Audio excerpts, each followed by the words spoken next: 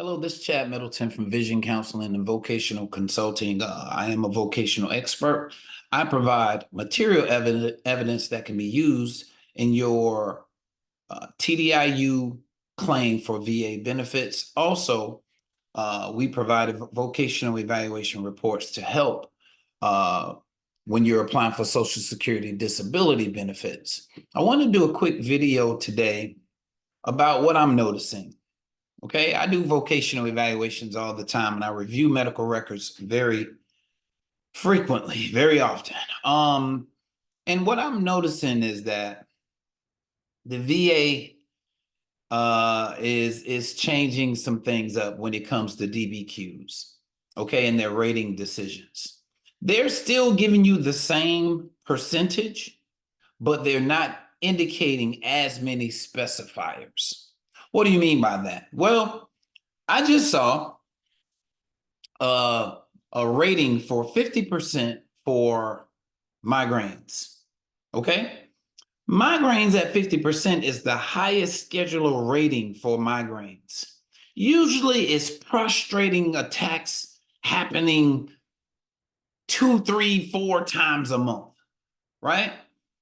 And they will indicate that your rating is 50% and you're having these attacks multiple times in a month.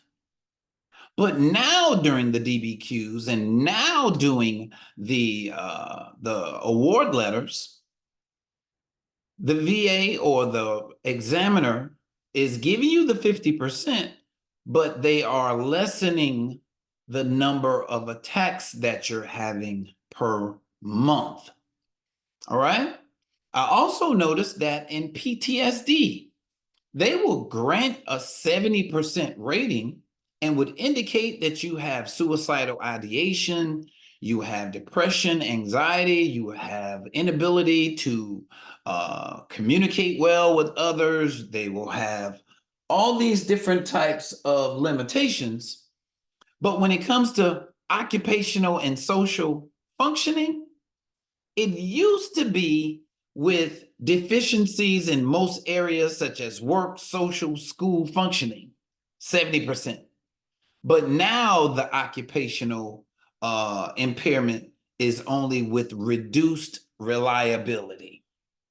Okay, still they're giving you the 70%, but they're lessening the severity of your condition, which means that it's going to be a little bit more challenging to get TDIU benefits based on their records.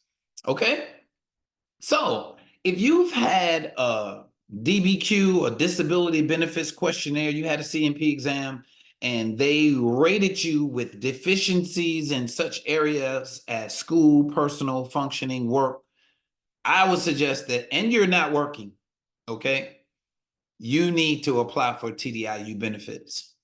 If you have a rating for 50% for migraine headaches and your CMP exam was done before they start making these changes, you had prostrating attacks happening 3, 4 times a month, you're eligible for a TDIU and you haven't filed for a TDIU, I would suggest that you go ahead and start applying for TDIU, because what I'm noticing is that the VA is getting a little different, all right, in how they rate cases. Okay, I'm noticing that the VA is getting a little different. Another thing that I've noticed in the DBQ, and this is going to strike you, this is remarkable.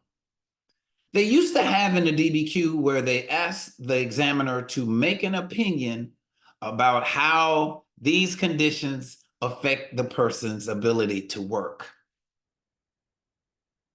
Now that question has been removed. Okay, so this is good and it's bad. It's good because now you can use a vocational evaluator to evaluate your medical conditions and make a comment about your ability to work based on these limitations. Okay. The bad thing is they are lessening the severity as it relates to your ability to work in the DBQ. Okay, I'm a vocational expert. So of course, I'm looking at these limitations. I'm looking at these examinations. I'm looking at how things are changing with the VA, and they are making it a little bit more difficult to get TDIU benefits. All right. They don't want for us to use their bullets to shoot you with. All right. That's what we were doing. That's what we were doing. We were using what the VA said against them for you to get your TDIU benefits. All right. But now they're changing the game up a little bit. They're not being as uh, uh, generous in the specifiers for each of these conditions. And that means it's going to be a little bit more challenging for you to get TDIU benefits without a vocational evaluation report. Okay. I'm a vocational expert, which means that what I say about your ability to work comes directly from your medical records. So make sure, one, that you request your DBQs to see exactly what they're saying. And if you have a DBQ, I want you to go back and I want you to look at it and see what does it say about your occupational and social functioning. All right. They say reduce reliability. They say with deficiencies in most areas such as work, social functioning, and personal and family relationships. If it says something like that, then of course your opportunity for getting TDIU is higher, but you're still going to need a vocational evaluation report, in my opinion, to get the VA to side with you. Okay. I'm seeing a lot of this. All right. Person has suicidal ideation. Person has depressed mood. Person has irritability with unprovoked violence, and they're saying that, yeah, but you still are able to go to work. Eesh.